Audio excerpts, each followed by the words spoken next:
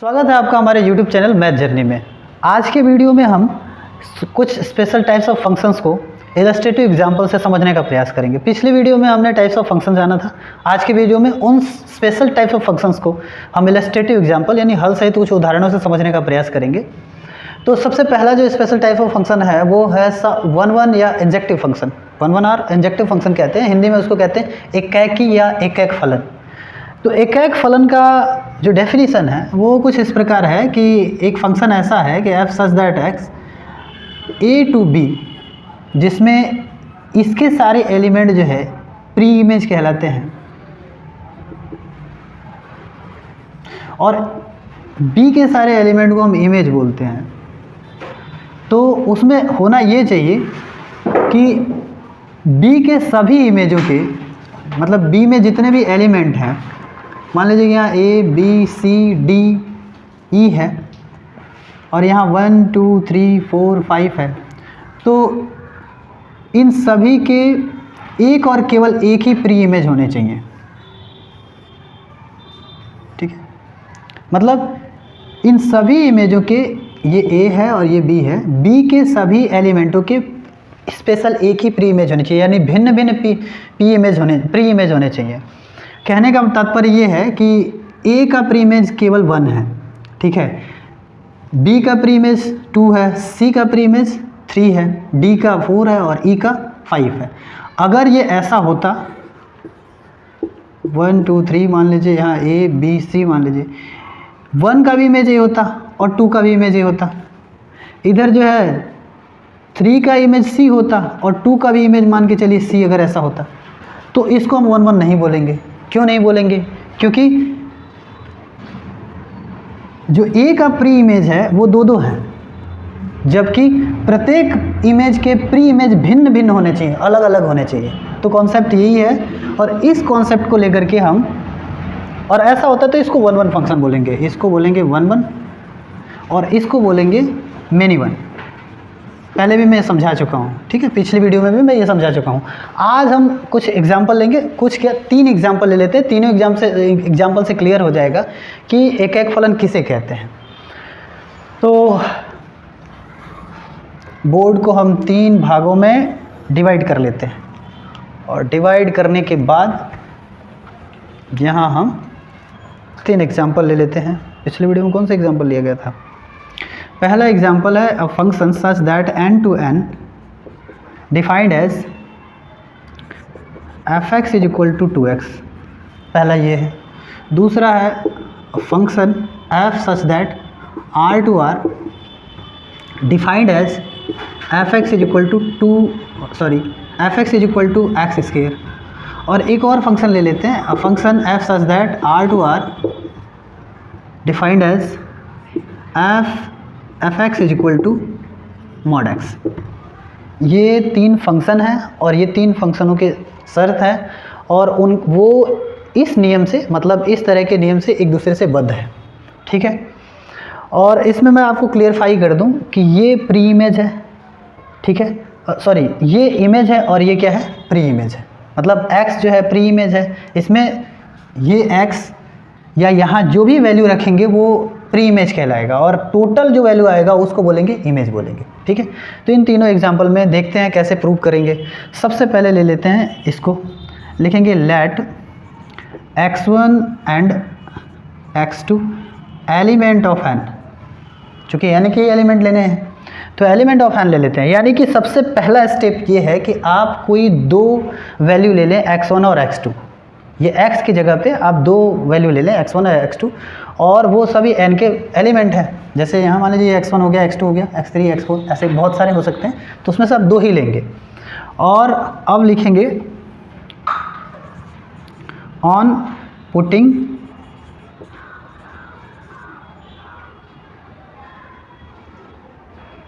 x1 and x2 into f(x) is equal to 2x, यानी function of x is equal to 2x। मैं f(x) ही बोल रहा हूँ, function f(x) भी इसको बोला जाता है, लेकिन f(x) ही बोल रहा हूँ, इसको आप f(x) ही समझिएगा, ठीक है। तो ये दोनों ही वैल्यू इस फंक्शन में आपको रखने हैं, पुट करने हैं। तो यहाँ हो जाएगा, यहाँ आप x की जगह पे x1 रखेंगे तो यहाँ हो जाएगा 2x1, क्योंकि जब यहाँ आपने x की जगह पे x1 रख लिया तो यहाँ भी आपको वही करना होगा। इसको इक्वेशन 1 मान लीजिए और यहाँ x2 रखिए फिर इसी फंक्शन में, तो यहाँ 2x2 हो जाएगा। इक्वेशन ये हो जाएगा 2। अब हमारा पहला स्टेप ये है कि आपको दो कम से कम प्री इमेज लेने हैं, ठीक है। दो प्री इमेज ले लीजिए इस कंडीशन के अनुसार, यहाँ जो भी दिया हुआ हो, यहाँ अगर r है तो r लिखेंगे और वो अगर n है तो n के एलिमेंट लिखेंगे। दूसरा काम ये करना है कि जो जिस फंक्शन को यहाँ मतलब ये जिस फंक्शन से परिभाषित हो, जो फंक्शन यहाँ दिया हो उस फंक्शन में ये दोनों ही प्री इमेज आप पुट कर देंगे। ये दूसरा स्टेप हो गया। तीसरा स्टेप आपको क्या करना है, नाउ लिखना है। अब मान लीजिए कि इन दोनों के x1 और x2 के दोनों के एक ही इमेज है, यानी मान के चलिए कि ये दोनों बराबर हैं, ऐसा मान रहे हैं, तो x1 is f(x1) is equal to f(x2), ऐसा हम मान रहे हैं, ठीक है। ऐसा यदि मानते हैं तो इक्वेशन 1 कहता है कि इसका वैल्यू इतना है, तो उस हिसाब से यहाँ कितना रखना पड़ेगा, और करके रखिए 2x1 is equal two equation 2 से अगर हम देखें तो f(x2) का वैल्यू 2x2 है, 2x2 रख लीजिए यहाँ, ठीक है। 2 से 2 कैंसिल हो गया। अब यहाँ क्या हो गया, x1 is equal to x2। चूँकि x1 का एक ही वैल्यू है, ठीक है, ये सिद्ध करता है कि x1 का एक ही वैल्यू x2 है और एक ही वैल्यू x2 है, इसलिए यहाँ लिखेंगे बिकॉज या सिंस x1 हैज़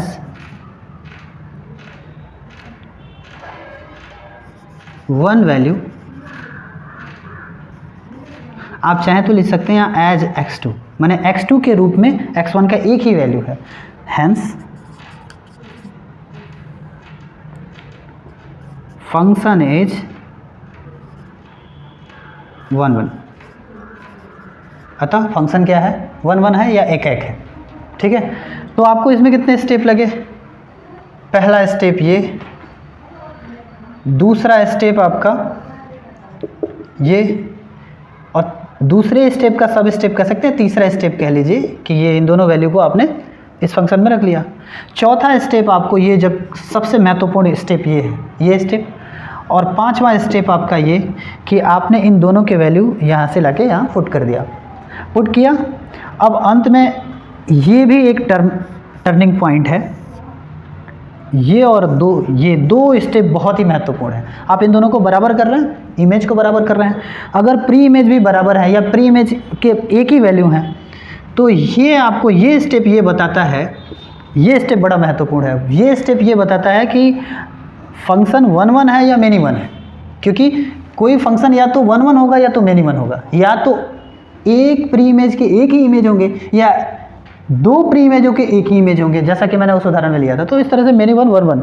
तो यहाँ अब आगे आप बस आपको यही लिखना है, चूँकि एक वैल्यू है तो आपको लिखना है 1 1, और एक से ज़्यादा वैल्यू अगर x1 के निकलते हैं तो आपको लिखना है या तो मेनी 1 लिख लीजिए या तो इज़ नॉट 1 1, ठीक है। तो ये आपके 7 स्टेप में ये क्लियर हो जाता है, ठीक है। 7 स्टेप में ये क्लियर हो जाता है आपका, ठीक है। अब ये 2 स्टेप मैं क्यों कह रहा हूँ महत्वपूर्ण है, वो आप जब इस एग्जाम्पल को जब हम सॉल्व करना बताएंगे तो आपको समझ में आ जाएगा। तो आइए समझते हैं इस एग्जाम्पल को भी। अभी आप इसका ले सकते हैं स्क्रीनशॉट, ताकि आपको 7 स्टेप पता रहे। अभी हम इसको इरेज कर लेते हैं।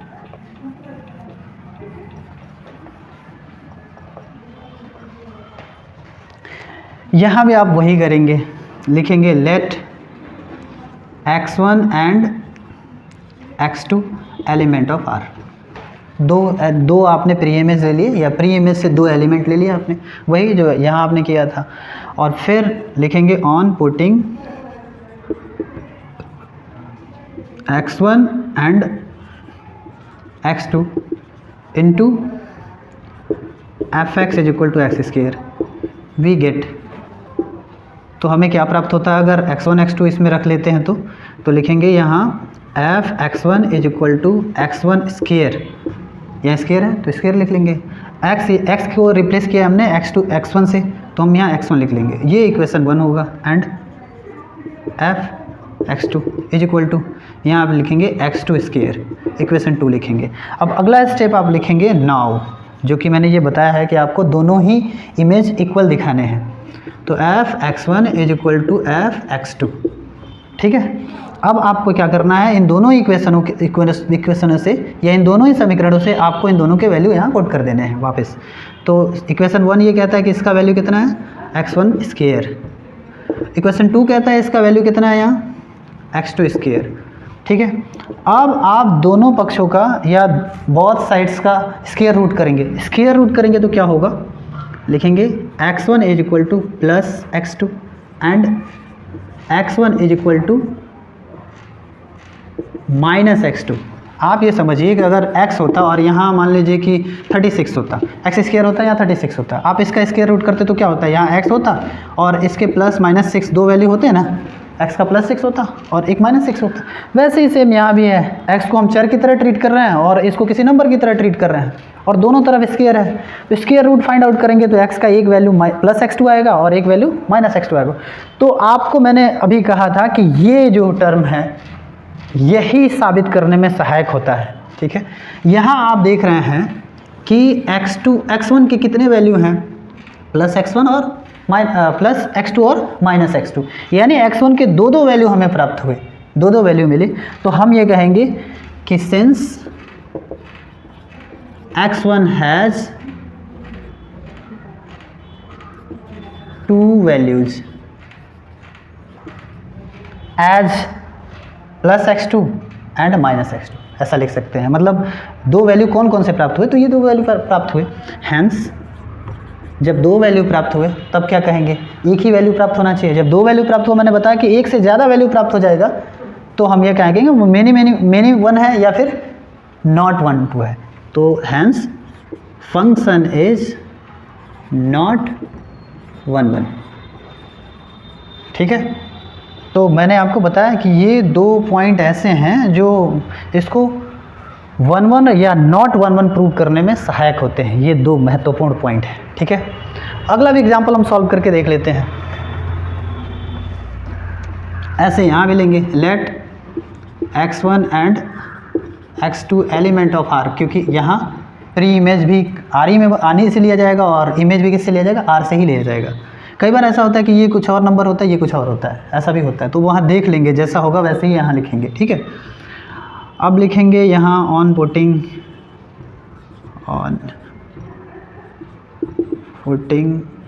x1 एंड x2 इनटू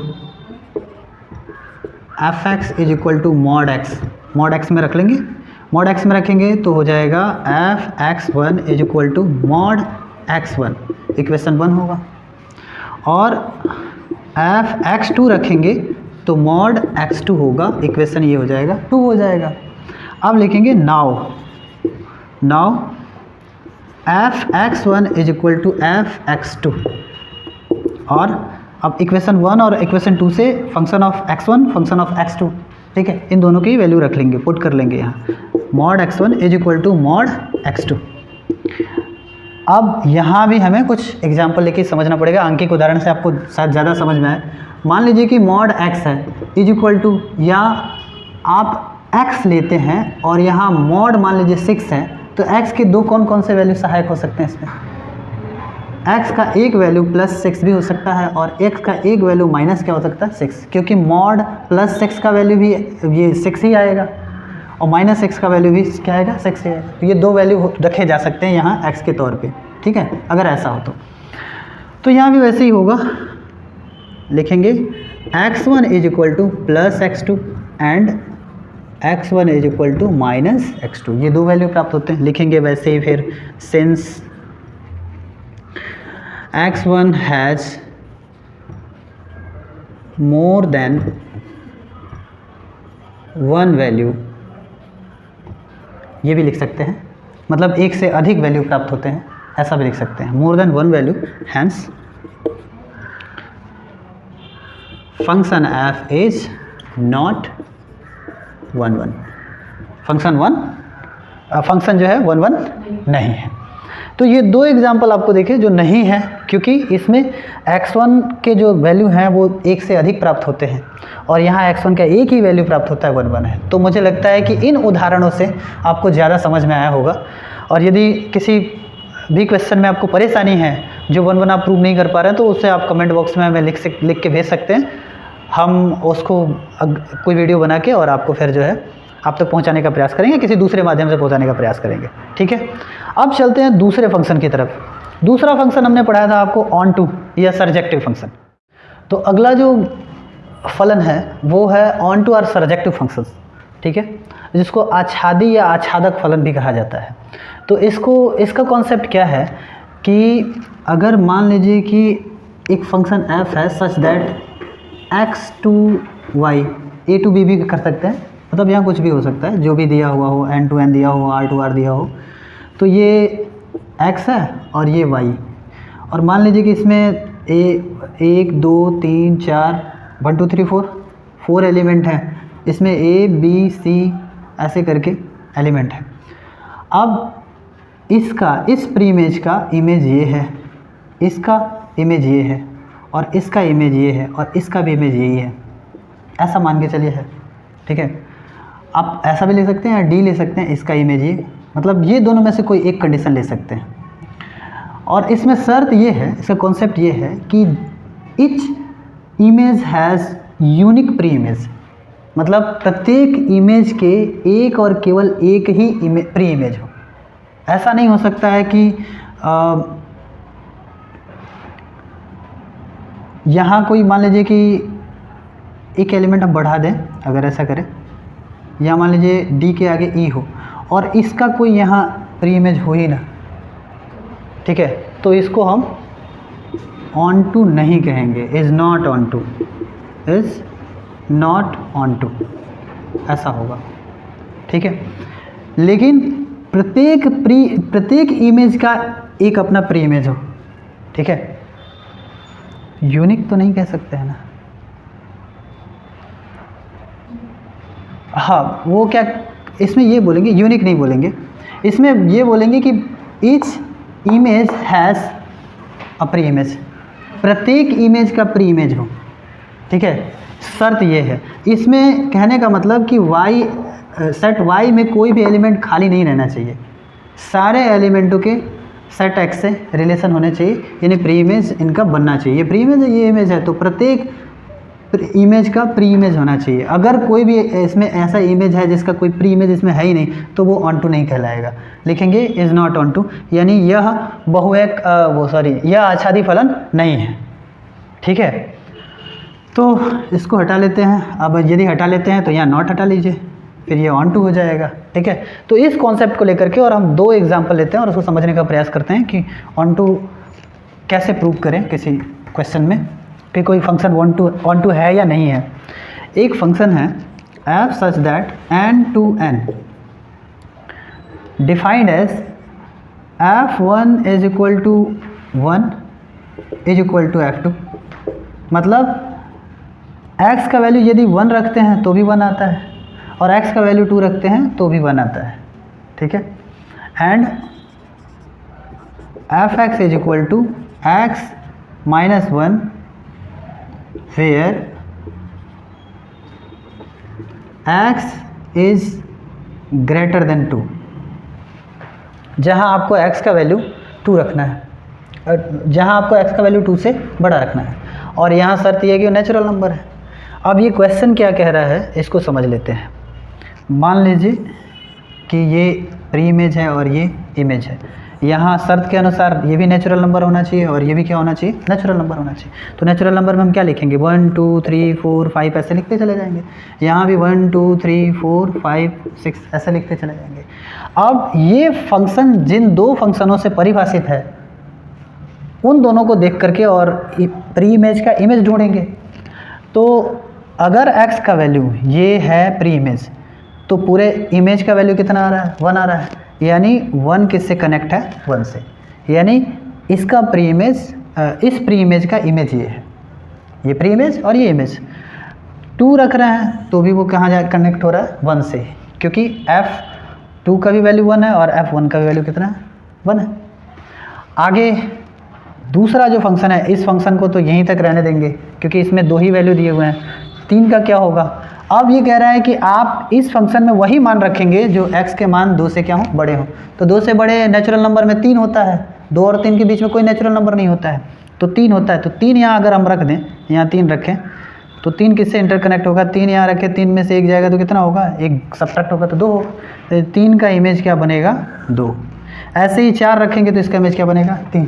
ऐसे ही 5 रखेंगे तो उसका इमेज 4 बनेगा।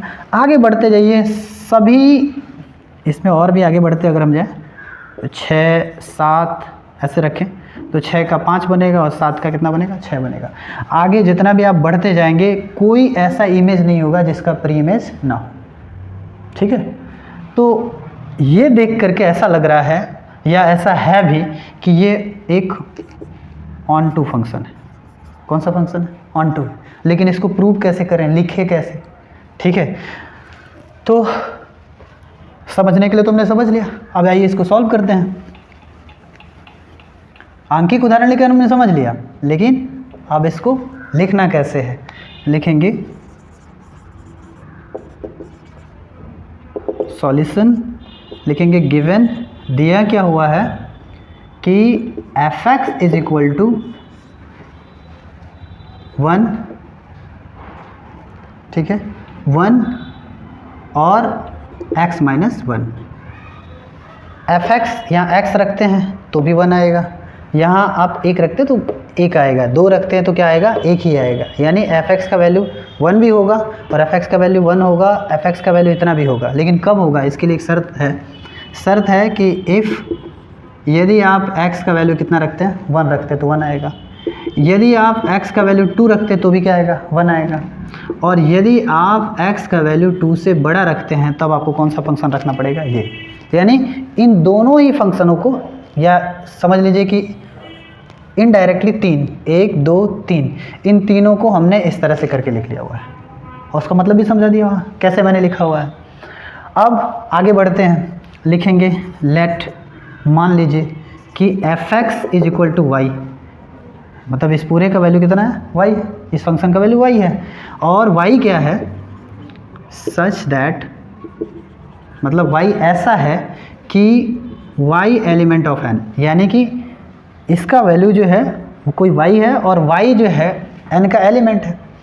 अब हमने देखा हुआ है कि जितने भी y के, वो क्या कहते हैं, जितने भी x के वैल्यू थे वो किसी ना किसी y के वैल्यू से इंटरकनेक्ट थे या fx के वैल्यू से कनेक्ट थे, या यूँ कह लीजिए कि जितने भी इमेज थे उन सब के प्री इमेज अवेलेबल है, सभी के क्या है, प्री इमेज अवेलेबल है। ऐसा कोई fx नहीं था या fx का कोई ऐसा एलिमेंट नहीं था, इसको fx भी बोल सकते हैं, ऐसा कोई इमेज या fx या y नहीं है जिसका प्री इमेज यहाँ ना हो, ठीक है। क्योंकि अगर हम केवल इस फंक्शन को लेते हैं तब ये ऑन टू नहीं होगा, क्योंकि आप 3 को किससे कनेक्ट करेंगे, 2 से, तो फिर आप उधर क्या क्या बच जाएगा, 1 बच जाएगा। लेकिन ये दोनों फंक्शन आ करके उस कमी को भी क्या कर देते हैं, पूरा कर देते हैं, ठीक है, वो 1 भी नहीं छूट रहा था। तो इस हिसाब से लिखेंगे fx, let fx is equal to y, और सच दैट, ऐसा y लिया हमने कि y एलिमेंट ऑफ क्या है, n है। लिखेंगे here y is a natural number, ठीक है, y एक नेचुरल नंबर है, एंड फॉर ऑल, ठीक है, या for every y there is a value in, there is a value of x, मतलब प्रत्येक y का वैल्यू x में है, विच इज नेचुरल नंबर, जो कि नेचुरल नंबर है, विच इज नेचुरल नंबर, ठीक है। Hence function f is onto, ठीक है। हमने देखा कि y के प्रत्येक वैल्यू का प्री इमेज है x में, ठीक है। तो इसलिए कोई भी वैल्यू, अगर किसी भी वैल्यू का प्री इमेज हो, अगर मतलब सारे वैल्यू का प्री इमेज हो, तो उसको बोलते हैं ऑन टू। तो इस तरह से ये क्या हो गया, ऑन टू हो गया। तो हमने उसको एग्जाम्पल लेकर के समझ भी लिया, ठीक है, मतलब आंकिक उदाहरण लेकर के या अंकों को रख करके हमने समझ लिया, और बस उसको लिखना था तो ऐसे लिखते हैं इसका। तो इसको आप स्क्रीनशॉट ले सकते हैं। इसके बाद हम दूसरा क्वेश्चन समझेंगे। अब हम दूसरा एग्जाम्पल लेते हैं। दूसरे एग्जाम्पल में क्वेश्चन ये कहता है कि एक फंक्शन है f such that r to r defined as f x is equal to x square. F x का वैल्यू एक्स स्क्वायर है और यहाँ नेचुरल नंबर नहीं है, यहाँ प्री इमेज के भी एलिमेंट रियल नंबर होंगे और इमेज के भी एलिमेंट क्या होंगे, रियल नंबर होंगे। तो इसके लिए हम क्या करेंगे, इसके लिए लिखेंगे लेट या solution given f x is equal to x square. F x जो है एक्स स्क्वायर के इक्वल टू है। अब यहाँ लिखेंगे लेट, मान लीजिए कि एफ एक्स जो है वो किसके बराबर है, वाई के बराबर है, वेयर जहाँ y element of r, y क्या है, आर का एलिमेंट है। अब जो है देन तब क्या होगा, अगर आप इसको वाई मान रहे हैं तो आप यहाँ लिखेंगे y is equal to x square, ऐसा आप लिखेंगे और एक्स स्क्वायर लिखेंगे और दोनों का जो है ये क्या करेंगे, स्क्वायर रूट करेंगे बोथ साइड का, तो कितना हो जाएगा, x is equal to plus minus root y हो जाएगा। स्क्वायर रूट करेंगे, आप इसको एक और ऐसे लिख सकते हैं, x square is equal to y और दोनों पक्षों का आप क्या कर लेंगे, both side square root find out करेंगे। स्क्वायर रूट फाइंड आउट करेंगे, जैसे कि मान लीजिए एक्स स्क्वायर है और यहाँ मान लीजिए कि 16 है, ऐसा है, और आप स्क्वायर रूट फाइंड आउट करते तो x इज इक्वल टू +4 और -4 ऐसा होता है ना, तो फिर वैसे ही लिख देंगे यहाँ। अब आप ये जान लीजिए कि चूँकि जो है y r का एलिमेंट है, ठीक है, because y element of r, then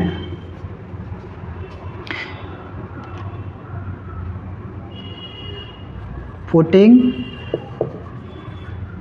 y is equal to -1, क्योंकि -1 भी y का वैल्यू हो सकता है, क्योंकि r में धनात्मक संख्याएं, ऋणात्मक संख्याएं, मतलब पॉजिटिव इंटीजर, नेगेटिव इंटीजर, या फिर जीरो, या फिर वो क्या कहते हैं रैशनल नंबर, ये सभी आ सकते हैं। तो अगर हम मान लें कि y का वैल्यू एक ही वैल्यू, ऐसे आप बहुत सारे वैल्यू ले सकते हैं, आप एक ही नेगेटिव इंटीजर ले लीजिए -1, क्योंकि बाकी सारे पे तो ये आपका 1 2 हो जाएगा, लेकिन y का अगर वैल्यू -1 लेते हैं तो putting into x is equal to plus minus root y, इस वाले इक्वेशन में रखेंगे अगर, तो x इज इक्वल टू कितना हो जाएगा, plus minus root under minus कितना होगा, 1 होगा।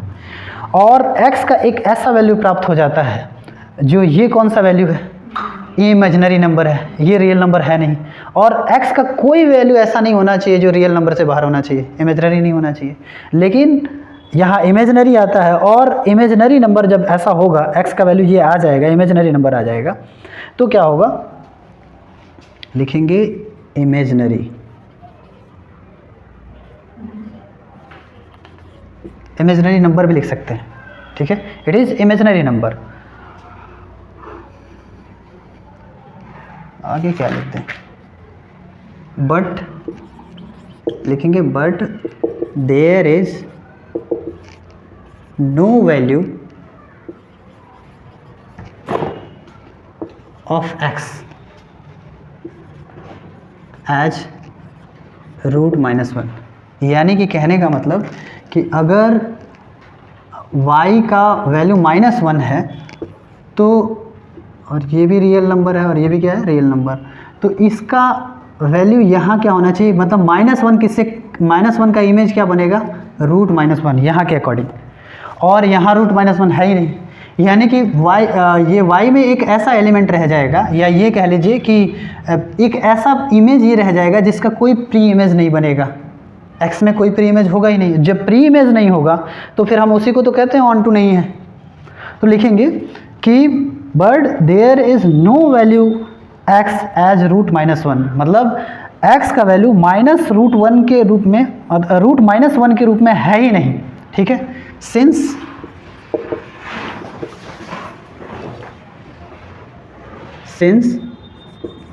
for y is equal to -1 has no image, no pre-image,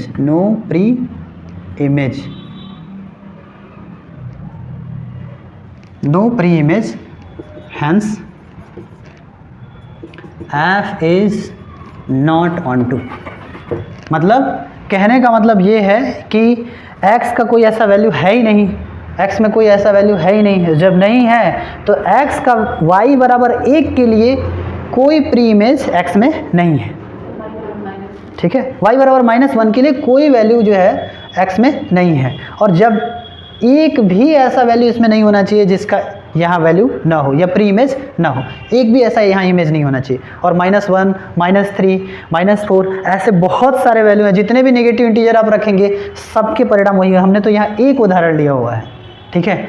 तो यहाँ कहने का मतलब इसमें कोई खास स्टेप हम आपको नहीं बता सकते हैं, बस ये आपके तर्क पर निर्भर करता है कि आप इसको कितने बेहतर ढंग से आपने नेचुरल नंबर या वगैरह जितने भी चीज़ें हैं, कॉम्प्लेक्स नंबर, ये इंटीजर्स, इन सबको छोटे लेवल पे कितना बेहतर ढंग से पढ़ा है, आप कितना बढ़िया तर्क कर सकते हैं, उसी तर्क को इसमें आप अप्लाई करेंगे और आप इसको प्रूव कर सकेंगे। ये मैंने सिर्फ एक एग्जांपल बताया हुआ है, आप ये देख सकेंगे कि दोनों ही एग्जांपल अलग अलग तरीके से हैं। वही जो हमने पहला जो फंक्शन सॉल्व किया 1 1 में ऐसा नहीं था। 1 1 में एक निश्चित खास प्रकार का पैटर्न था, यहाँ कोई खास प्रकार का पैटर्न नहीं है। जैसा फंक्शन होगा वैसा वहाँ कंडीशन बनेगा, उसी कंडीशन के अनुसार उस कंडीशन को अप्लाई करके और हम यहाँ ऑन टू या नॉट ऑन टू प्रूव कर सकेंगे। कोई खास आपको इसमें ये नहीं मिल पाएगा, लेकिन कुछ ये हो सकता है कि आप इस फंक्शन को, अभी आप यहाँ देख रहे हैं कि अभी ये फंक्शन x का फंक्शन था, अभी ये y का हो गया है। आप यहाँ देख रहे हैं यहाँ y क्या हो गया है, इनडिपेंडेबल ये वेरिएबल हो गया है, और यहाँ ये क्या हो गया है, डिपेंडेबल वेरिएबल हो गया। यानी y के वैल्यू पर निर्भर कर रहा है x का वैल्यू। तो एक ये हो सकता है, यहाँ भी ऐसे ही कुछ है, ठीक है, कि यहाँ y इनडिपेंडेबल हो गया है, y का वैल्यू पर निर्भर करता है इसका वैल्यू, ठीक है। मतलब यहाँ हम क्या कहेंगे, यहाँ इसको एक और तरीके से सॉल्व करेंगे तो उसमें हम ऐसा कहेंगे कि x is equal to y, और यहाँ x is equal to x minus 1 is equal to y, y plus 1 ऐसा कहेंगे। तो यहाँ भी आप देख रहे हैं y का जो वैल्यू रखेंगे उसी पर डिपेंड होगा x का वैल्यू। तो यहाँ एक छोटा सा मतलब मैं आपको ये क्लू बता सकता हूँ कि आप उसको y के वैल्यू को मतलब x के पदों में ना, x के वैल्यू को y के पदों में, y के टर्म में आप कन्वर्ट करेंगे, और फिर जो भी तर्क वहाँ बनता होगा, उचित तर्क, जो सुटेबल तर्क बनता होगा, कंडीशन बनता होगा या लॉजिक जो बनता होगा, वो लॉजिक देंगे और आप इसको सॉल्व करेंगे। तो ये दो एग्जाम्पल ऐसे हो गए जिसमें आप प्रूव कर पाए, एक में ऑन टू है और एक में ऑन टू नहीं है। तो इस तरह से ऑन टू क्लियर हुआ। अब दोनों को ही मिक्स कर देते हैं, 1 1 और ऑन टू। तो यहाँ भी हम दो एग्जाम्पल लेंगे 1 1 और ऑन टू के लिए, एक 1 1 होगा, एक 1 1 नहीं होगा, चाहे एक ऑन टू होगा, एक ऑन टू नहीं होगा। तो आइए दूसरा पढ़ते हैं। तो अगला जो फंक्शन होगा वो 1 1 और ऑन टू, यानी कि कोई फंक्शन 1 1 भी है और ऑन टू भी है, या फिर बाइजेक्टिव फंक्शन भी कहा जाता है। जो फंक्शन 1 1 भी हो और ऑन टू भी हो उसको बाइजेक्टिव फंक्शन भी कहा जाता है। तो हमें ये प्रूव करना कि कोई फंक्शन बाइजेक्टिव है या बाइजेक्टिव नहीं है। तो बाइजेक्टिव भी कह सकते हैं, या ये कह सकते हैं कि 1 1 एंड ऑन टू, ये दोनों ही हो तो वो बाइजेक्टिव होगा, दोनों में से एक भी कंडीशन नहीं हो तो बाइजेक्टिव नहीं होगा। यानी आप समझ गए होंगे कि अगर 1 1 आपने ठीक ढंग से पढ़ा है और आपको वो समझ में आया है यदि, और ऑन टू भी ठीक ढंग से पढ़ा है, तो फिर आप इस क्वेश्चन को भी सॉल्व कर लेंगे। लेकिन फिर भी हमने इसमें दो उदाहरण ले लिए हुए हैं, जिसमें एक बाइजेक्टिव प्रूव दैट साबित करना है कि इस शर्त पर यह फंक्शन बाइजेक्टिव है या नहीं है, और यहाँ भी इस शर्त पर या ये डोमेन और ये रेंज ले लें अगर, तो क्या ये फंक्शन बाइजेक्टिव है या नहीं है। तो इसको ऐसा भी एक एक करके हम प्रूव करते हैं। तो सबसे पहले लिखेंगे चेकिंग 1 1। सबसे पहले आपको इस फंक्शन को चेक करना पड़ेगा, इस डोमेन और इस रेंज पर आपको ये करना पड़ेगा कि ये 1 1 है कि नहीं है। तो सबसे पहले हम चेकिंग कर लेते हैं 1 1। तो 1 1 की चेकिंग करेंगे, और फंक्शन आपका क्या है, फंक्शन है f(x) is equal to 2x। ये आपका फंक्शन है और इसी फंक्शन की चेकिंग करनी है। तो 1 1 के लिए हम ये जानते हैं कि आपके दो रैंडमली वैल्यू ले लेते हैं x1, जहाँ ये 2x1 हो जाएगा, and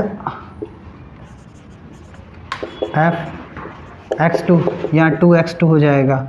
now f(x1) is equal to f(x2) और 2x1 is equal to 2x2।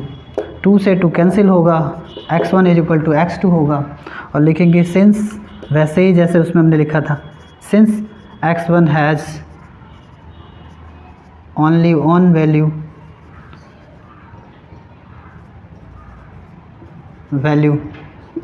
hence f is या फंक्शन इज 1 1, फंक्शन 1 1 हो गया। ऐसे ही चेकिंग करेंगे, चेकिंग ऑन टू की चेकिंग करेंगे। तो ऑन टू की चेकिंग के लिए आपको क्या करना होगा, लिखना होगा कि f x is equal to, यहाँ लिखेंगे let f x is equal to y, where y is element of r, है ना, r होना चाहिए, y is element of r। यहाँ लिखेंगे और y is equal to f x का वैल्यू है कितना, एफ एक्स का वैल्यू 2x है, तो आप यहाँ लिखिए 2x, ठीक है, या फिर 2x is equal to Y. अब 2 को इधर ट्रांसपोज कर लीजिए तो होगा x is equal to y by 2 हो जाएगा, y बाई 2।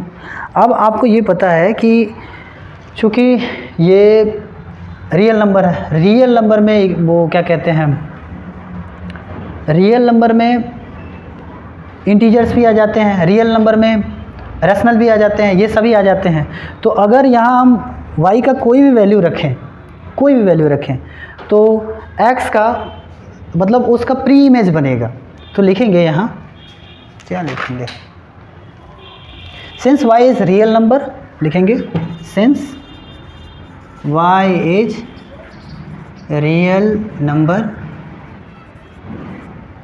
ठीक है, hence y by 2 will be real number, इसलिए y बाई 2 भी क्या होगा, रियल नंबर होगा। So y by 2 will be real number, y by 2 भी क्या होगा, रियल नंबर होगा। और and given x element of real number, x क्या है, एलिमेंट ऑफ रियल नंबर है, hence f is on to, f भी क्या होगा, ऑन टू होगा। अब लिखेंगे सिंस, अगेन लिख के सिंस लिखेंगे, since f is 1 1 and on to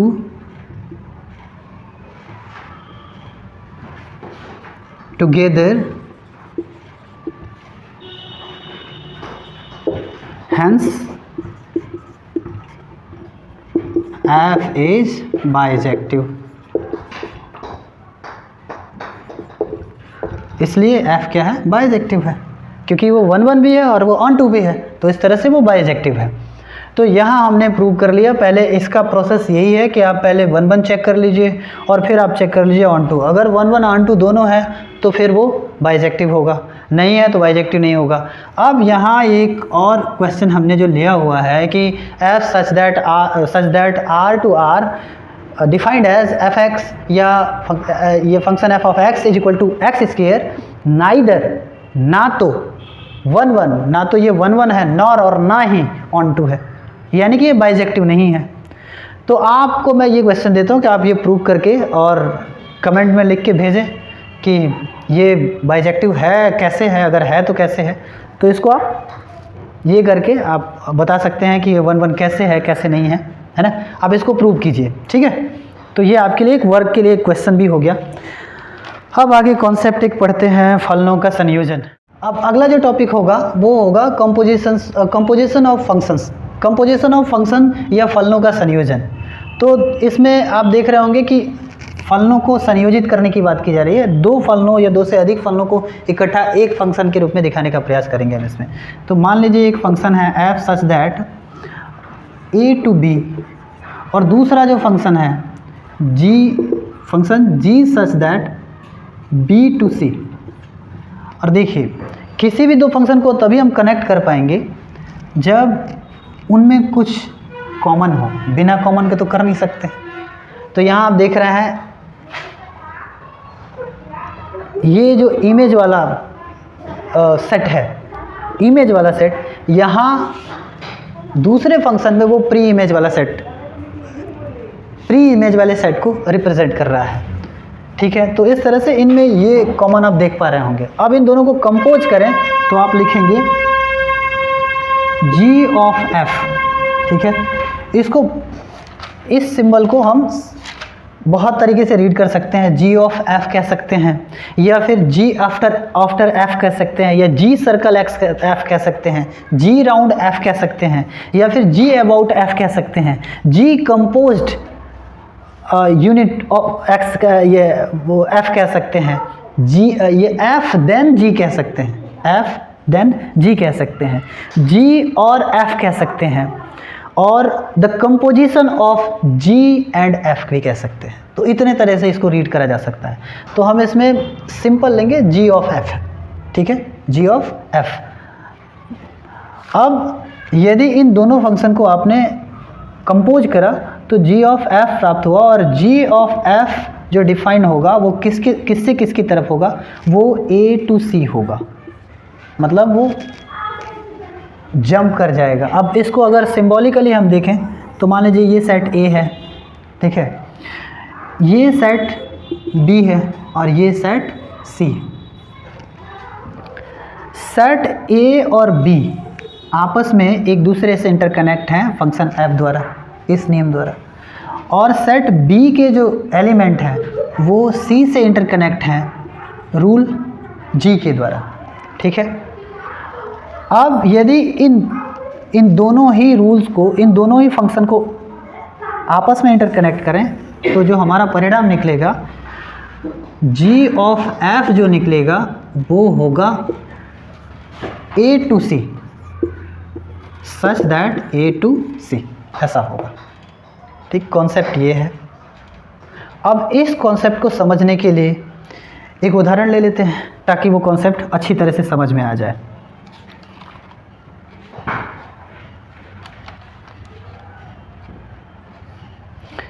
यहाँ कुछ हम डिजिट्स ले लेते हैं, कुछ एलिमेंट्स ले लेते हैं। जैसे ए में एलिमेंट है 2, 3, 4, 5, ठीक है, और एफ में वो क्या कहते हैं, एफ रूल्स से डिफाइन करके, और बी के जो एलिमेंट हैं यानी कि बी में जो इसके एफ ए के जो प्री इमेज बनेंगे वो 3, 4, 5, 9 ऐसे करके हैं, और सी में जो इमेज बन रहे हैं 7, 11 और 15, 7, 11, 15। अब मान लीजिए कि इसमें इसका इमेज 2 का इमेज 3 है, 3 का इमेज 4 है, और 4 का इमेज 5 है, ठीक है, और 5 का भी इमेज क्या है, 5 है। मान लीजिए ऐसे डिफाइंड है, कोई भी फंक्शन ऐसा है, मतलब ये रूल ऐसा कहता है कि ये इससे इस तरह से कनेक्ट है। यहाँ भी 3 का जो इमेज है वो 7 है, ठीक है, 3 का इमेज 7, और 4 का जो इमेज है वो भी 7 है, 5 का इमेज है वो 11 है, और 9 का भी इमेज क्या है, 11 है। ऐसे करके कनेक्ट है, और आपको फाइंड आउट करना है जी ऑफ एफ। ठीक है, तो मैंने यहाँ जो बताया आपको उस स्तर से आप इसको लिखेंगे कैसे उसको समझते हैं। तो देखिए, ये इसको लिखा जाएगा, आप जी ऑफ एफ के जो एलिमेंट लेंगे वो direct a to c connect होंगे। यहाँ देख रहे हैं, ए से कौन कनेक्ट होगा, सी कनेक्ट होगा, यानी ए के एलिमेंट प्री इमेज कहलाएंगे और सी के एलिमेंट क्या कहलाएंगे, इमेज कहलाएंगे। तो इस स्तर से अगर इसको देखें तो आप लिख सकते हैं कि जी, अगर एक एक एलिमेंट के लिए 2 के लिए निकालते हैं, 3 के लिए, 4 के लिए, 5 के लिए, इसके लिए निकालते हैं, तो आप यहाँ लिखेंगे जी ऑफ एफ फॉर 2 के लिए आप निकालते हैं, तो आप यहाँ लिखेंगे जी फंक्शन ऑफ 2। ठीक है, यानी अब यहाँ हम समझा देते हैं। यहाँ यदि आप मान लीजिए कि जी ऑफ एक्स निकालना चाहते हैं तो आप इसको लिख लेंगे जी ऑफ एफ एक्स, ऐसा लिख सकते हैं प्रत्येक वैल्यू, प्रत्येक एक्स के लिए, प्रत्येक ए के वैल्यू के लिए। ठीक है, तो यहाँ 2 लिखा हमने, 2 लिखा, तो फिर हम ये देख रहे हैं 2 किससे कनेक्ट है, बी में 3 से है ना, तो इसका वैल्यू कितना हो रहा है, 3 हो रहा है। तो हम यहाँ लिखेंगे g और इस पूरे वैल्यू को ऐसे ब्रैकेट लगा लेते हैं। अब ये इसका फंक्शन है, ठीक है, तो यहाँ हम लिखेंगे 3, क्या लिखेंगे 3। अब यहाँ हम देखें 3 किससे कनेक्ट है, 7 से, तो टोटल आपका वैल्यू कितना आ गया, 7 आ गया, यानी g ऑफ x ऑफ 2 का वैल्यू कितना आया, 7 है। तो आप ये तो काम डायरेक्टली कर सकते थे ऐसे, ठीक है। अब एक एक करके सारे वैल्यू ऐसे निकालेंगे, g of x of 3 is equal to, यहाँ लिखेंगे g ऑफ f 3, ठीक है, इज इक्वल टू 3 किससे कनेक्ट है, 4 से, तो आप यहाँ लिखेंगे g ऑफ 4 किससे कनेक्ट है, 7 से ही कनेक्ट है, तो यहाँ आप लिखेंगे इज इक्वल टू 7। तो आपने g ऑफ f ऑफ 3 का वैल्यू कितना फाइंड आउट कर लिया, एटलीस्ट 7 फाइंड आउट कर लिया। समझ में आ रहा है ये। आगे ऐसे ही बाकी वैल्यू भी फाइंड आउट करके और कमेंट सेक्शन में मुझे भेजें, ठीक है। ऐसे ही कुछ और भी एग्जांपल्स हैं, आप इस तरह के बहुत सारे एग्जांपल कर सकते हैं। इसमें कुछ कॉन्सेप्ट भी हैं, तो उन कॉन्सेप्टों को भी करना पड़ेगा। जैसे अभी जो हमने आपको समझाया वो सिर्फ आपको g of f find out करने का तरीका बताया आपको, कि g of f of x का वैल्यू कैसे फाइंड आउट करेंगे, a टू c कैसे जाएंगे, ठीक है, आपको इसी रास्ते से जाना है, ठीक है। लेकिन आप यहाँ से और यहाँ तक के वैल्यू को अगर देखें तो डायरेक्ट कहें तो 2 का इमेज कौन हो रहा है, 7, 3 का इमेज कौन हो रहा है, अगर ऐसे कनेक्ट करके करें तो 3 का भी इमेज हो रहा है 7 ही हो रहा है, 3 का भी इमेज क्या बन रहा है, 7 ही बन रहा है, ऐसा ही फाइंड आउट हो रहा है ना। 4 का रखें तो 4 का कितना, 5 हो जाएगा, और 5 किससे कनेक्ट है, 11 से, तो 11 हो जाएगा 4 का इमेज, ठीक है। ऐसे ही 5 का इमेज वो आप करिएगा ठीक है। अब इसमें एक कॉन्सेप्ट और भी है कि एक क्वेश्चन ऐसा भी पूछता है जिसमें वो कहता है कि आइडेंटिटी वो फंक्शन के लिए पूछता है, ऐसा भी क्वेश्चन पूछता है, तो हम उसको भी सॉल्व करेंगे। लेकिन उससे पहले हम आइडेंटिटी के लिए, जिसको बोला जाता है इन्वर्स फंक्शन पढ़ेंगे। इसके लिए अगला एक कॉन्सेप्ट पढ़ेंगे, इन्वर्स फंक्शन पढ़ेंगे, फिर जाके उस तरह के क्वेश्चंस को सॉल्व करेंगे। तो अगला जो टॉपिक है वो है इन्वर्टिबल फंक्शन, जिसको हिंदी में व्युत्क्रमणीय फलन भी कहते हैं। तो व्युत्क्रमणीय फलन या इन्वर्टिबल फंक्शन का कॉन्सेप्ट ये है कि अगर मान लीजिए कोई फंक्शन है f such that x to y, और एक ऐसा भी फलन है जो g such that y to x है। अब आप इन दोनों में देख सकते होंगे कि इस फलन का प्री इमेज और इस फलन का इमेज दोनों क्या है, इक्वल है, ठीक है। और इस फलन का इमेज और इस दूसरे वाले फलन का प्री इमेज आपस में क्या है, इक्वल है। मतलब एक का डोमेन और दूसरे का रेंज, और दूसरे का डोमेन और वो रेंज, और दूसरे का जो है, पहले का रेंज और दूसरे का डोमेन आपस में इक्वल है। अगर ऐसा है तो अब मान लीजिए कि ये x हो गया, ये y हो गया, ये वापस x हो गया, ताकि x टू y होगा और y टू x होगा। ये दोनों ही फलन को हमें क्या करना, कंपोजिशन दोनों फलनों का करना है। दोनों फलनों का कंपोजिशन इस तरह से करना है कि x y से कनेक्टेड हो, f रूल के तहत, ठीक है, इंटरकनेक्ट हो, और y इंटरकनेक्ट है रूल g के तहत, ठीक है। अब ये इसके साथ कनेक्ट है और इसको बोलेंगे g ऑफ f, ठीक है। यदि g of f of x is equal to I x आ जाए, मतलब इसका जो वैल्यू है वो फाइंड करते वक्त आइडेंटिटी फलन ऑफ x, यानी कि आइडेंटिटी फलन में इस फलन का कोई एलिमेंट आ जाए, x फलन का कोई एलिमेंट आ जाए, और इसका रिवर्स करें, अगर इसी चीज़ को रिवर्स करें तो ऐसे हो जाएगा, ये हो जाएगा x y, और ये हो जाएगा x, और ये फिर से हो जाएगा y। अब ये इससे इंटरकनेक्ट है, आप देख रहे हैं g से, रूल g से, और ये इससे इंटरकनेक्ट है रूल f से। अब इसका अगर कॉम्बिनेशन करें इन दोनों सेटों का, इन दोनों को वो क्या कहते हैं, फलनों को, जी और एफ को, और यहाँ फाइंड आउट करें एफ ऑफ जी, तो एफ ऑफ जी का जो वैल्यू है, f of g x is equal to आ जाए, अगर एक्स निकाले फाइंड आउट करें तो एफ ऑफ जी का एक्स आ जाए और एफ ऑफ जी का आ जाए वाई, ऐसा अगर आ जाए, मतलब इसका वैल्यू आइडेंटिटी फलन ऑफ एक्स आ जाए और इसका value identity function of y आ जाए, अगर ऐसा आ जाए, ये कॉन्सेप्ट है। इस कॉन्सेप्ट को अगर फॉलो करके अगर ये दोनों वैल्यू आते हैं, मैंने दोनों ही एक दूसरे के कंपोजिशन करने पर, रिवर्स कंपोजिशन करने पर यदि आइडेंटिटी फलन के रूप में आ जाते हैं, आइडेंटिटी फंक्शन के रूप में आ जाते हैं या तत्समक फलन के रूप में आ जाते हैं, तो हम ये कहेंगे कि ये एक इन्वर्टिबल फंक्शन है। ये क्या है? इन्वर्टिबल फंक्शन एफ एक इन्वर्टिबल है, ठीक है, ऐसा कहेंगे। अब इसमें हम ये समझ लेते हैं कि आइडेंटिटी फलन एक्स ये क्या है। तो देखिए, अगर आपने लिखा एफ ऑफ एक्स और मान लीजिए कि यहाँ आ गया वाई, ऐसा आ गया, या सॉरी एफ ऑफ एक्स लिखा और यहाँ एक्स आ गया, तो हम यहाँ क्या कहेंगे कि ये एक आइडेंटिटी फलन है। इसको ऐसे भी लिख सकते हैं आई एक्स, ठीक है।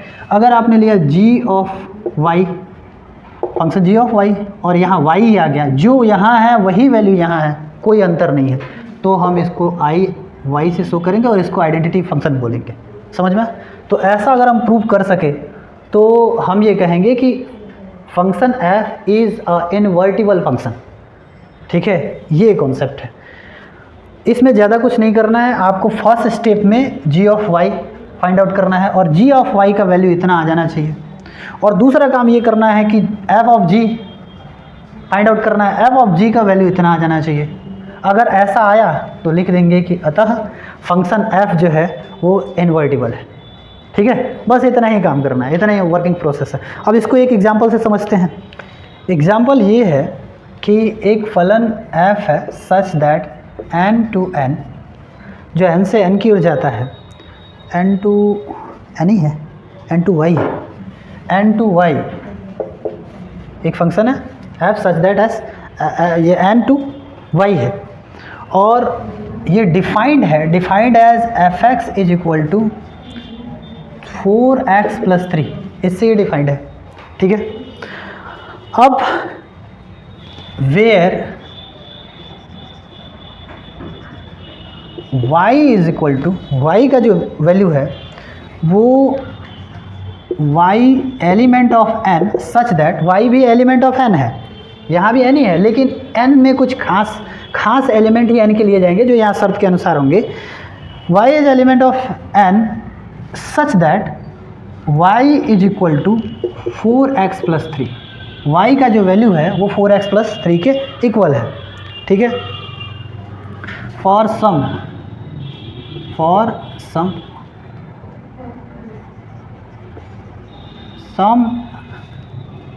x एलिमेंट ऑफ n, मतलब किसी भी x के वैल्यू के लिए n का एलिमेंट x, अब किसी भी x के वैल्यू के लिए y का वैल्यू इतना है, ठीक है। और ये कह रहा है कि फाइंड आउट, तो ज्ञात कीजिए कि ये फलन जो है एक इन्वर्टिबल फंक्शन है। तो कैसे प्रूव करेंगे? मैंने कहा कि इसमें आपको g ऑफ x वगैरह निकालना है, तो फिर पहले इसको कर लेते हैं, कैसे प्रूव करेंगे। सॉल्यूशन के लिए पहले आप फंक्शन को लिखेंगे एफ एक्स, जिससे ये डिफाइंड है, f x is equal to 4x plus 3, ऐसा लिख देंगे। और ये f such that n to y, और वेयर y इज, ऐसा गिवन है, ऐसा दिया हुआ है, गिवन लिख देंगे, ऐसा लिख देंगे। अब लिखेंगे लेट, मान लीजिए कि एफ एक्स किसके बराबर है, y के बराबर है, ऐसा मान लेंगे। y के बराबर है तो हम क्या कहेंगे, या एफ एक्स का वैल्यू कितना है 4x plus 3 is equal to कितना हो जाएगा y।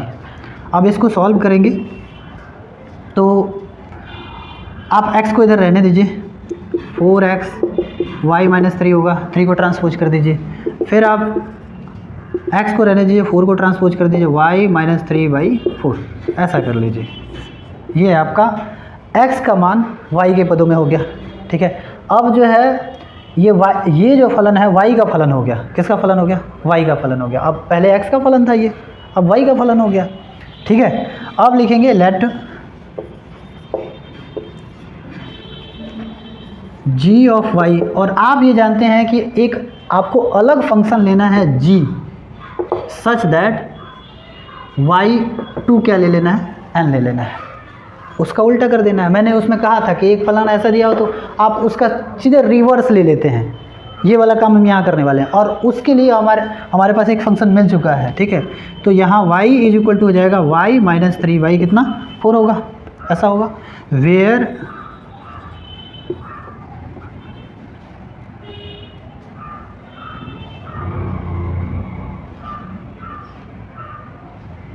वेयर आप लिख देंगे g सच दैट y2n, क्योंकि इसका रिवर्स आपको लेना है यहाँ, तो ऐसा लिख देंगे।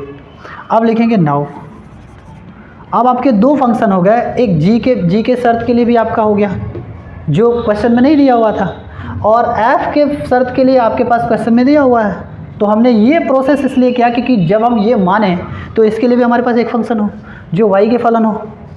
ठीक है, तो ऐसा हमारा ये प्रोसेस कंप्लीट हो गया। अब हम आसानी से g ऑफ f निकालेंगे। g ऑफ f पिछले वाले में मैंने बताया था, अगर आप इसको ऐसे लेते हैं तो क्या होगा, यहाँ इसको लेते हैं तो g of fx is equal to, इसको मतलब इतना लिख सकते हैं। अब आगे बढ़ते हैं, यहाँ x के लिए हम ले लेंगे या ऐसे ही रहने देंगे। g fx का वैल्यू कितना है? fx का वैल्यू है इतना, मतलब 4x प्लस कितना? 3। ठीक है, और gx, अब इस पूरे को टोटल को मान लीजिए ये x है। ठीक है, या टोटल को आप क्या मान लीजिए? y है ये टोटल, क्योंकि हमने यहाँ माना हुआ है कि ये y के ही बराबर है, माना हुआ है यहाँ कि y के ही बराबर है। अब आप ये देखिए g ऑफ y का वैल्यू इतना है। ठीक है, तो जब y रखने पर यहाँ इतना आता है तो y के जगह पे अगर हम वो क्या कहते हैं, सब्स्टिट्यूट करें y के जगह पे इतना को, तो जहाँ y है वहाँ आपको इतना रख देना है। तो यहाँ रखिए 4x प्लस 3 रख लिया y की जगह पे, -3 है तो -3 और y4 है तो y4। मतलब इस फंक्शन में हमने कोई परिवर्तन नहीं किया है सिवाय y के स्थान पे 4x प्लस 3 रखने के, इसके वजह हमने कोई परिवर्तन नहीं किया है। अभी भी यहाँ -3 है इसकी तरह, y4 है, बस यहाँ y था उसकी जगह पे हमने क्या रख दिया हुआ है? 4x plus. मतलब ये आपको फंक्शन 11th में भी पढ़ाया गया होगा, फंक्शन कैसे सब्स्टिट्यूट करते हैं। 3 से 3 कैंसिल, अब यहाँ और 4x/4 आया, 4 से 4 क्या कैंसिल, आपका क्या बचा? x। तो आप यहाँ देखिए कि g ऑफ x का जो वैल्यू है वो कितना आया? x आया। तो आप इसको क्या लिखेंगे? ये x का आइडेंटिटी फंक्शन है, लिखेंगे ऐसा आया। अब आपको लिखना है एंड f ऑफ g। अब यहाँ आप y कर लीजिए, y के सापेक्ष इसको फाइंड आउट करेंगे, तो यहाँ हो जाएगा f function f g of y, ऐसा करेंगे। अब is equal to f g of y का जो फंक्शन है वो कितना है? इतना है। तो आपको इसके जगह पे ये वैल्यू पुट कर देना है, कितना? y minus 3/4। ठीक है, इज इक्वल टू fx का वैल्यू कितना है? 4x plus 3। तो जहाँ अगर यहाँ x हटा करके हम 4 लिखते तो यहाँ 4 लिखना पड़ेगा, x हटा करके यहाँ 5 लिखते तो यहाँ 5 लिखना पड़ेगा। ऐसे ही x हटा करके अभी हमारे पास कितना है? y माइनस 3/4 है, तो वही चीज़ यहाँ सब्स्टिट्यूट कर देना है। तो लिखेंगे 4 इंटू वाई माइनस 3/4। ठीक है, ऐसा लिख देंगे, और प्लस 3 है तो 3। यहाँ सिर्फ हमने x को सब्स्टिट्यूट किया है इसके रूप में। ठीक है, अब यहाँ देखिए ये मल्टीप्लाई है, 4 से 4 कैंसिल, क्या बचेगा? y माइनस 3 और प्लस कितना? 3 से 3 क्या कैंसिल, आपका क्या बचा? y, और y को क्या लिखते हैं? Identity function of y। क्यों? क्योंकि यहाँ y के सापेक्ष आप फंक्शन फाइंड आउट कर रहे थे, और y यहाँ भी है और आपका y यहाँ आया भी, जैसा कि मैंने शुरू में बताया था अभी आइडेंटिटी फंक्शन के बारे में। तो लिखेंगे बिकॉज ये since g of f of x is equal to f of g, यहाँ since ix and f of g of x y is equal to i y, ऐसा फाइंड आउट कर चुके हैं। और कॉन्सेप्ट के अनुसार अगर इतना आप प्रूव कर लेते हैं तो क्या माना जाएगा, ये एक इन्वर्टिबल फंक्शन माना जाएगा। Hence f is a invertible function, या इन्वर्टिबल केवल लिख देंगे, ठीक है, प्रूव हुआ। तो ऐसा कुछ भी आप प्रूव कर सकते हैं। ये आपको दिया रहेगा, ये आपको जनरेट करना पड़ेगा, ठीक है। और जो फंक्शन दिया होगा मतलब x के पदों में, उसको y के पदों में टर्मिनेट करना पड़ेगा। टर्मिनेट करने के बाद आप जो है जी वाई भी ज्ञात कर लेंगे, और ये जी वाई भी, और एफ एक्स पहले से ज्ञात है। अब आप जी ऑफ एफ निकाल लेंगे और एफ ऑफ क्या निकालेंगे, जी। और दोनों का अगर आइडेंटिटी फंक्शन आ जाता है, माने जितना आपने यहाँ लिया हुआ है जिसका आप फंक्शन निकाले जी ऑफ एफ या एफ ऑफ जी निकाल रहे हैं, वही आ जाता है, तो आप यहाँ आई एक्स, एक्स होगा तो आई एक्स लिखेंगे, वाई होगा तो आई वाई लिखेंगे, जेड होगा तो आई जेड लिख देंगे। और ऐसा दोनों आ जाता है, माने ये दोनों ही परिस्थितियों में अगर आइडेंटिटी फंक्शन आ जाता है तो हम लिखेंगे कि चूँकि इनके वैल्यू इतने हैं, यानी दोनों ही आइडेंटिटी फंक्शन है, इसलिए एफ जो है ये क्या है, इन्वर्टिबल है। तो मुझे लगता है ये कॉन्सेप्ट भी क्लियर हो गया। अब इसका कोई भी क्वेश्चन होगा, आपको यही काम करना है, यही स्टेप फॉलो करना है, ठीक है। तो आप इसका वो स्क्रीनशॉट ले सकते हैं।